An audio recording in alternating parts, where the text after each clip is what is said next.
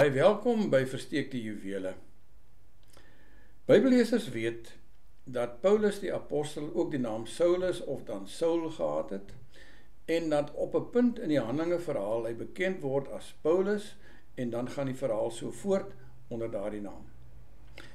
Dan is die vraag, waarom dan hierdie naamsverwisseling? Daar is al verskeie verklaringe daarvoor aangebied.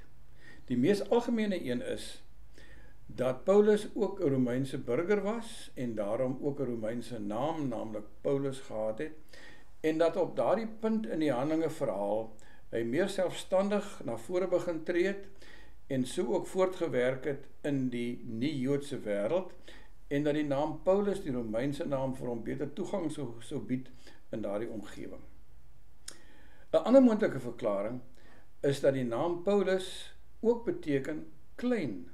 Met ander woorde, iets soos meneer Klein.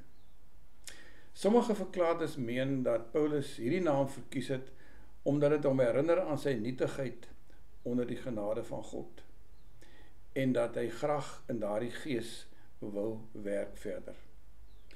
Maar die mees waarskynlike verklaring lê by die persoon aan wie die Handelinge-boek gerig is, die geadresseerde, met ander woorde.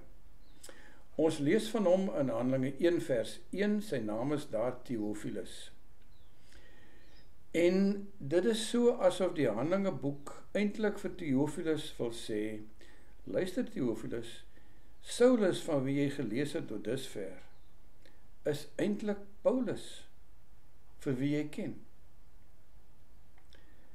Luister mooi Theophilus,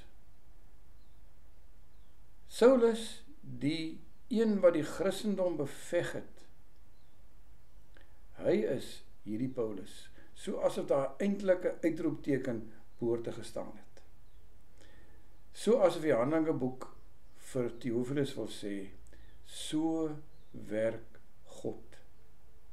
En so kan die Here ook werk in my en in jou lewe.